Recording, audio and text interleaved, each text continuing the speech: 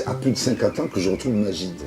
Donc j'ai été le traître, j'ai été le français, j'ai été le bœuf en daube parce que j'étais grassouillé, j'étais Zebda, j'étais chemise, j'étais... Enfin, par exemple, moi, on me dit souvent vous parce que je suis intégré à des groupes. Vous les motivés, vous les quartiers, vous les beurs.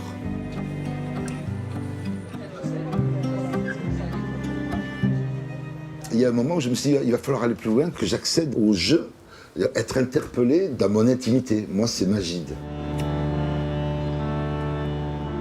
Je traite mes sujets qui sont autobiographiques très souvent, en apportant une poétique dans la politique. Et la poétique, c'est l'art de sublimer la réalité. Au moment où je suis en lice pour le Goncourt, j'ai cette espèce de doute terrible qui s'empare de moi et je me dis, mais est-ce que c'est parce que je suis fils d'Algérien et que la France a besoin d'envoyer des signaux?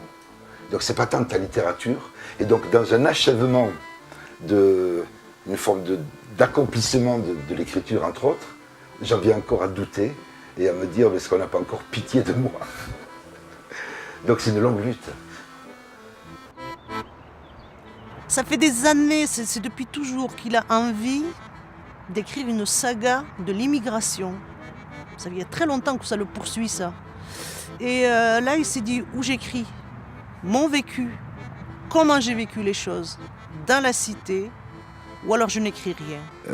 Donc oui, où je dis une vérité et elle se retourne contre moi,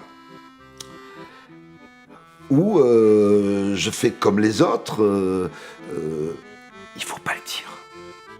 Et j'ai vécu toute ma vie dans un il faut pas le dire. Ou alors tu vas quand même pas dire ça. Et si